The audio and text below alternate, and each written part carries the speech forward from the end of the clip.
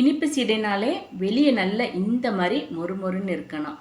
உள்ளே பிரித்து பார்த்தோம்னா நல்லா சாஃப்டாக வாயில் வச்சோன்னே கரையிற மாதிரி இருக்கணும். வணக்கம், welcome to foods of India. நம்ம இன்றைக்கி கிருஷ்ண ஜெயந்தி ஸ்பெஷலாக நல்லா மொறுமொறுன்னு இனிப்பு சீடை எப்படி மாவு பிரியாமல் செய்யலாம் அப்படின்னு சின்ன சின்ன டிப்ஸோடு பார்க்கலாம். தீபாவளி, கிருஷ்ண ஜெயந்தி இந்த மாதிரி விசேஷ நாட்களில் செய்கிறதுக்கு ரொம்ப ஈஸியான ஒரு ஸ்வீட் ரெசிபினா இந்த இனிப்பு சீடை நம்ம சொல்லலாம்.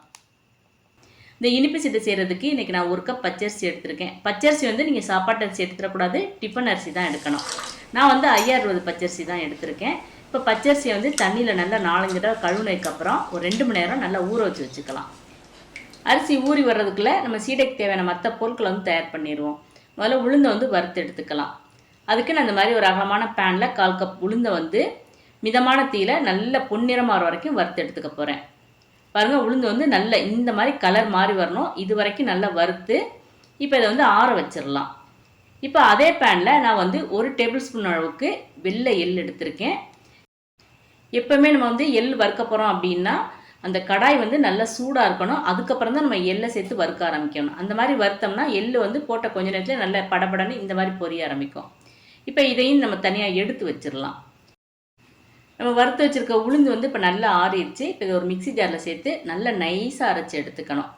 நல்லா நைஸாக இந்த மாதிரி அரைச்சதுக்கப்புறம் இப்போ ஒரு பொடிக்கன் சல்லடையில் நல்லா சலிச்சு எடுத்துடணும். இதில் கப்பி எதுவும் இருக்கக்கூடாது. அந்த மாதிரி கப்பிலாம் இருந்துச்சுன்னா அந்த சீடையெல்லாம் வெடிக்க ஆரம்பிச்சிடும். அதனால் குறைஞ்சது 2 தடவையாவது நம்ம இந்த மாவு நல்லா சலிச்சு எடுத்துடணும். இப்போ சலிச்சு வச்சுருக்க மாவு நம்ம ஒரு ஏர்டைட் கண்டெய்னரில் ஸ்டோர் பண்ணி வச்சிட்டோம்னா தட்டை, முறுக்கு இந்த மாதிரிலாம் செய்யும்போது நம்ம அதை பயன்படுத்திக்கலாம். இன்றைக்கி நம்மளுக்கு இதில் 1 டேபிள் ஸ்பூன் அளவுக்கு தான் தேவைப்பட போகுது. அந்த 1 டேபிள் ஸ்பூன் நம்ம மிக்சியில் அரைக்க முடியாது. அதனால தான் நம்ம கூட அரைச்சி எடுத்து வச்சுக்கிறோம். அரிசி ஊற வச்சு 2 மணி நேரம் ஆச்சு. இப்போ இதை இந்த மாதிரி ஒரு சல்லடையில் தண்ணியை நல்லா வடிகட்டி எடுத்துடணும். தண்ணி வடிகட்டி தண்ணியெல்லாம் நல்லா அந்த சல்லடையிலேருந்து வடிஞ்சதுக்கப்புறம் ஒரு வெள்ளை துணியில் இதை நல்லா ஆற விடணும். நிழலில் தான் வச்சுருக்கணும், அல்லது ஃபேன் காற்றுக்கு கீழே வைக்கணும். வெயிலில் வச்சிடக்கூடாது. பாருங்கள், தண்ணியெல்லாம் நல்லா வடிஞ்சிருச்சு. இப்போ இந்த மாதிரி ஒரு வெள்ளை துணியில் இதை நல்லா காய வச்சு வச்சுக்கலாம். நான் ஃபேனுக்கு கீழே தான் காய வச்சுருக்கேன். இது நல்ல ஒரு அரை மணி நேரம் காயணும். காஞ்சதுக்கப்புறம் இந்த அரிசியை கையில் நம்ம எடுத்து பார்த்தோம்னா கையில் இந்த மாதிரி ஒட்டி உதுற மாதிரி இருக்கணும். இந்த ஸ்டேஜில் இப்போ நம்ம இந்த அரிசியை ஒரு பாத்திரத்துக்கு மாற்றி எடுத்து வச்சுக்கலாம். இப்போ இதை நம்ம மிக்சி ஜாரில் சேர்த்து நல்லா நைஸாக அரைச்சி எடுக்கணும். நீங்கள் அதிகமான அரிசி சேர்க்குறீங்க அப்படின்னா மிஷினில் கொடுத்து நல்லா நைஸாக அரைச்சி எடுத்து வச்சுக்கலாம். இப்போ நம்ம 1 கப் அரிசி தான் சேர்த்துருக்கோம். அதனால நம்ம மிக்சியில் தான் அரைக்க போகிறோம். அதிரசத்துக்கு இந்த மாதிரி நம்ம மாவு அரைக்கிறோம் அப்படின்னா கொஞ்சம் குறைன்னு அரைச்சா கூட போதும். ஆனால் நம்ம வெள்ளைச்சிடைக்கு நல்லா நைஸாக அரைச்சி எடுத்துக்கணும். அதனால நம்ம மிக்சியில் நல்லா நைஸாக அரைச்சி ஒரு 2 மணி நேரம் சலித்து திருப்பி நம்ம அரைச்சி எடுக்கணும். அந்த மாதிரி அரைச்சி எடுத்தோம்னா மாவு நல்லா நைஸாக இருக்கும். அதே மாதிரி மாவு நம்மளுக்கு நல்ல கணிசமாகவும் இருக்கும். அரைச்ச மாவை இந்த மாதிரி பொடிக்கன் சல்லடையில் போட்டு முதல்ல நல்லா சலித்து எடுத்துடணும். மீதம் இருக்க கப்பியை திருப்பி நம்ம சேர்த்து மிக்சி ஜாரில் நல்லா அரைச்சிட்டு இந்த அரைச்ச மாவையே திருப்பி நம்ம மிக்சி ஜாரில் சேர்த்து நல்லா நைஸாக அரைச்சி எடுக்கணும். இந்த மாதிரி 2 தடவை நம்ம மிக்சி ஜாரில் சேர்த்து நல்லா நைஸாக அரைச்சி எடுத்துட்டோம்னா மிஷினில் நம்ம அரைச்சா எந்த அளவுக்கு நைஸாக இருக்குமோ அந்த அளவுக்கு மாவு நம்மளுக்கு நல்ல நைஸாகவும் இருக்கும். அதே மாதிரி மாவு நல்ல கணிசமும் நம்மளுக்கு கிடைக்கும். இப்போ அரைச்சி வச்சுருக்க மாவு நம்ம நல்லா வறுத்து எடுத்துக்கணும். மாவை வறுக்கிறதுக்கு ஒரு அடிகனமான கடாய், அப்படி இல்லைன்னா இரும்பு கடாய் எடுத்துக்கணும். நான் இந்த மாதிரி அடிகனமான கடாய் எடுத்திருக்கேன். இப்போ இதில் இந்த மாவை சேர்த்து அடுப்பை சிம்மில் வச்சு நம்ம கைவிடாமல் மாவு நல்லா கிளறி விடணும். முதல்ல மாவு கரையினால் கிளறும்போது கொஞ்சம் கஷ்டமாக இருக்க மாதிரி இருக்கும். அப்புறம் நேரம் ஆக ஆக ரொம்ப ஈஸியாக ஒரு மணல் மாதிரி இருக்கும். ஒரு மணலை வறுத்தோம்னா நம்மளுக்கு எந்த அளவுக்கு ஈஸியாக இருக்குமோ அந்த அளவுக்கு இருக்கும். அந்த ஸ்டேஜில் நம்ம அடுப்பை ஆஃப் பண்ணிவிட்டு இது நல்லா ஆற விட்டுறணும். ஆற விட்டதுக்கப்புறம் திருப்பி இதை சல்லடையினாலும் நல்லா சலிச்சு எடுக்கணும். ஏன்னா அதுலேயும் கொஞ்சம் கப்பி மீதம் இருக்கும். இப்போ இந்த மாதிரி சலிச்சு வச்ச மாவு இப்போ ரெடியாக இருக்குது. உங்களுக்கு இந்த மாதிரி அரிசி ஊற வச்சு மாவு அரைச்சி அதை வறுத்து சலிச்செடுக்கிற கஷ்டமாக இருக்குது அப்படின்னா நீங்கள் கடையில் அரிசி மாவின் தனியாகவே கிடைக்கும். அதை நீங்கள் வாங்கிட்டு நல்லா இந்த மாதிரி வறுத்து எடுத்துக்கலாம். இதுக்கு நீங்கள் இடியப்ப மாவை பயன்படுத்தாதீங்க. அரிசி மாவுனே தனியாக கடையில் இருக்கும். அதை நீங்கள் வாங்கிட்டு இந்த மாதிரி வறுத்து நீங்கள் இனிப்பு சீடை தயார் பண்ணிக்கிங்க. வறுத்து சலித்த மாவு 1.5 கப் நம்மளுக்கு கிடச்சிருக்கு. நம்ம 1 கப் பச்சரிசி எடுத்தோம். அதை நல்லா நைஸாக அரைச்சதுனால நம்மளுக்கு 1.5 கப் மாவு கிடச்சிருக்கு. இதே நீங்கள் சரியாக அரைக்கலை அப்படின்னா உங்களுக்கு 1.25 கப் மாவு தான் கிடைக்கும். இப்போ இதிலேருந்து நான் 1 கப் மாவு மட்டும் தனியாக எடுத்து வச்சுக்கிறேன். இது கூட வறுத்து வச்சுருக்க அந்த எள்ளை சேர்த்தாச்சு. கூடவே துருவன தேங்காய் 1 டேபிள் ஸ்பூன் அளவுக்கு சேர்த்துருக்கேன். அதே மாதிரி 1 டேபிள் ஸ்பூன் வறுத்த அந்த உளுந்து பொடி அதையும் இது கூட சேர்த்தாச்சு. பாருங்கள், அரை கப் மாவு மீதம் இருக்குது. இதை வந்து நம்ம தேவைன்னா இது கூட சேர்த்துக்கலாம். நான் உங்களுக்கு அளவு சொல்கிறதுக்காக தான் நம்ம 1 கப் நான் இப்போ எடுத்திருக்கேன். இப்போ இது கூட அரை டீஸ்பூன் அளவுக்கு நெய் அல்லது நல்ல உருக்கின வெண்ணெய் வந்து நீங்கள் சேர்த்துக்கலாம். முதல்ல இது எல்லாத்தையும் சேர்த்து கையினால் நல்லா இந்த மாதிரி கலந்து விட்டுறலாம். அதுக்கப்புறம் நம்ம வந்து வெள்ளைப்பாகு வந்து சேர்த்துக்கலாம். 1 கப் வறுத்த மாவு நம்ம எடுத்திருக்கோம். அதுக்கு நம்ம வந்து அரை கப் பொடிச்ச வெல்லம் சேர்த்துக்கணும். இதுதான் கரெக்டான அளவு. இப்போ இதுக்கு வந்து 1/4 கப் தண்ணி சேர்த்துக்கணும். இப்போ அடுப்பை வந்து மீடியம் ஃப்ளேமில் வச்சு இந்த வெல்லத்தை வந்து நல்லா கரைச்சி விட்டுக்கணும். இனிப்பு சீடைக்கு வந்து பாகு பதம் தேவையில்லை. வெல்லம் வந்து நல்லா கரைஞ்சி இந்த மாதிரி நுரக்கூட்டி வரும். இந்த டைம் வந்து நம்ம இது கூட ஒரு சிட்டிகை உப்பு, அப்புறம் 3 ஏலக்காய் வந்து பொடி பண்ணி சேர்த்துக்கலாம். இப்போ நம்ம அடுப்பை ஆஃப் பண்ணிவிட்டு நம்ம எடுத்து வச்சுருக்க அந்த மாவில் வந்து இதை கொஞ்சம் கொஞ்சமாக சேர்த்து நல்லா கலந்து விட்டுக்கணும். அதிரசத்துக்கு வந்து நம்ம வந்து மாவை வறுக்க மாட்டோம். வெல்லத்தை வந்து பாகு பதம் பார்த்து அது கூட கலந்து 2 நாளுக்கு அப்புறம் தான் அதிரசம் சுடுவோம். ஆனால் இனிப்பு சீடைக்கு நம்ம மாவு வந்து நல்லா வறுத்துடுறோம்.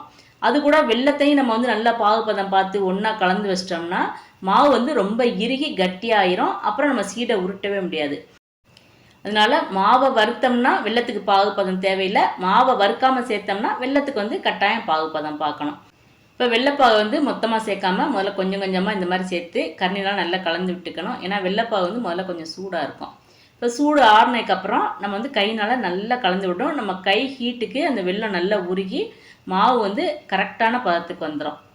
பாருங்கள், இந்தளவுக்கு மாவு நல்லா கெட்டியாக இருக்கும். மாவு வந்து கொஞ்சம் சூடாக இருக்கும். சூடாக இருக்கும்போது நம்ம வந்து எண்ணெயில் வந்து அதை பொரிச்சு எடுக்கக்கூடாது. அதனால் ஒரு அரை மணி நேரம் அதை அப்படியே ரெஸ்ட்டில் விட்டுடலாம். அரை மணி நேரத்துக்கு அப்புறம் நம்ம வந்து சின்ன சின்ன உருண்டைகளாக உருட்டி நம்ம வந்து எண்ணெயில் பொரிச்சு எடுக்கணும். இனிப்பு சீடை உப்பு சீடை ரெண்டுக்குமே மாவு வந்து ரொம்ப அழுத்தி உருட்டிடக்கூடாது. கொஞ்சம் நம்ம வந்து அந்த வெடிப்பு இருக்க மாதிரியே நம்ம உருட்டி எடுத்துக்கணும். அந்த மாதிரி உருட்டி எண்ணெயில் பொரிச்சோம்னா தான் மாவு வந்து விரியாமல் வெடிக்காமல் நம்மளுக்கு வந்து நல்ல மொறுமொறுன்னு கிடைக்கும். அப்போ தான் இனிப்பு சீடைக்குள்ளேயும் உள்ளே இருக்க அந்த மாவு வந்து நல்லா வெந்து இருக்கும். ரொம்ப வழுவழுப்பாக உருட்டாமல் இந்த மாதிரி ஒரு சில இடங்களில் அந்த வெடிப்பு இருக்க மாதிரியே நம்ம உருட்டி எடுத்து வச்சுக்கலாம். இப்போ இதே மாதிரி எல்லா மாவையும் நம்ம உருட்டி முதல்ல தயார் பண்ணி எடுத்து வச்சுக்கலாம். அதுக்கப்புறம் நம்ம வந்து சீடையை பொரிக்க ஆரம்பிக்கலாம். இதுக்காக நான் ஒரு கடாயில் வந்து பொரிக்கிறதுக்கு தேவையான எண்ணெய் சேர்த்துருக்கேன். இது இனிப்பு சீடைக்கு வந்து நம்ம எண்ணெய் அதிகமாக சேர்க்க வேண்டாம், கொஞ்சமாக சேர்த்துக்கிட்டாலே போதும். இப்போ அடுப்பை மீடியம் ஃப்ளேமில் வச்சு எண்ணெய் நல்லா சூடானதுக்கப்புறம் அடுப்பை வந்து சிம்மில் வச்சிடணும். அதுக்கப்புறம் நம்ம ஒவ்வொரு உருண்டையாக அந்த எண்ணெயில் சேர்த்துக்கணும். வெள்ளைச்சீடைக்கு வந்து நம்ம அடுப்பை சிம்மில் வச்சுட்டு தான் அந்த சீடையை ஒன்றுனா உள்ளே சேர்க்குறோம். இப்போ ஒரே நேரத்தில் அவ்வளோ சீடையை நம்ம சேர்த்துட்டோம்னா அந்த எண்ணெயோட ஹீட்டு குறைஞ்சிரும். அப்போ சீடை வந்து இலக ஆரம்பிச்சிரும். அதனால தான் நம்ம வந்து சீடை வந்து கொஞ்சம் கொஞ்சமாக சேர்த்துக்கணும். அப்போ தான் அந்த எண்ணெயோட டெம்பரேச்சர் வந்து கரெக்டாக இருக்கும். அதே மாதிரி சீடையை வந்து நம்ம எண்ணெயில் போட்ட உடனே கரண்டினால் திருப்பி விடக்கூடாது. 1 நிமிஷம் நம்ம வெயிட் பண்ணணும். அதுக்கப்புறம் தான் நம்ம கரண்டினால் இந்த மாதிரி மெல்ல திருப்பி விடணும். அப்போ அதனோட கலர் வந்து நல்லா மாறி இருக்கும், உள்ளேயும் நல்லா வெந்து இருக்கும். நம்ம அடுத்த பக்கம் திருப்பி விட்ட உடனேயே நம்ம கொஞ்ச நேரத்துலேயே நம்ம வந்து அந்த சீடையை வந்து எண்ணெயிலேருந்து வெளியே எடுத்துடலாம். சீடையை வந்து எண்ணெயிலேருந்து வெளியே எடுக்கும்போது கொஞ்சம் சாஃப்டாக தான் இருக்கும். அந்த சீடை நல்லா ஆறுனதுக்கப்புறம் தான் நல்லா கிறிஸ்பியாக வர ஆரம்பிக்கும். இப்போ இதே மாதிரி மீதம் இருக்க சீடையை நம்ம கொஞ்சம் கொஞ்சமாக போட்டு பொரித்து எடுத்துக்கலாம். சீடை பொரிக்கும் போது நம்ம முதலே சொன்ன மாதிரி அடுப்பு வந்து சிம்மில் வச்சுட்டு தான் அந்த சீடையை பொரித்து எடுக்கணும். அவ்வளோதான். இப்போ எல்லா சீடையும் பொரித்து எடுத்தாச்சு. பாருங்கள், நம்மளோட வெள்ளைச்சீடை மாவு பிரியாமல் எவ்வளோ அழகாக வந்திருக்கு அப்படின்னு. வெளியே நல்ல கிறிஸ்பியாக முறுன்னு இருக்கும். வாயில் வச்சு கடிக்கையிலே முறுக்கு கடிக்கிற மாதிரி இருக்கும். உள்ளே வந்து ரொம்ப சாஃப்டாக இருக்கும். நம்மளோட வெள்ளைச்சீடை நல்லா மொறுன்னு சூப்பராக ரெடி ஆயிடுச்சு. இந்த வெள்ளைச்சீடை நல்லா ஆறுனதுக்கப்புறம் ஒரு ஏர்டைட் கண்டெய்னரில் ஸ்டோர் பண்ணி வச்சிங்கன்னா குறைஞ்சது 10 நாள்லேருந்து 15 நாள் வரைக்கும் நம்ம வச்சு சாப்பிட்லாம். அதே மொறுமொறுப்போடு இருக்கும், டேஸ்ட்டும் மாறாது. நீங்களும் இந்த வருஷம் கிருஷ்ண ஜெயந்தி தீபாவளிக்கு இந்த மெத்தடில் வெள்ளைச்சீடை தயார் பண்ணி பாருங்கள். எப்படி இருந்துச்சுன்னு கமெண்ட் பண்ணுங்கள். இந்த வீடியோ உங்களுக்கு பிடிச்சிருந்தேன்னா லைக் பண்ணுங்கள், ஷேர் பண்ணுங்கள். மறக்காமல் ஃபுட்ஸ் ஆஃப் இந்தியா சேனலை சப்ஸ்கிரைப் பண்ணுங்கள். தேங்க்ஸ் ஃபார் வாட்சிங்.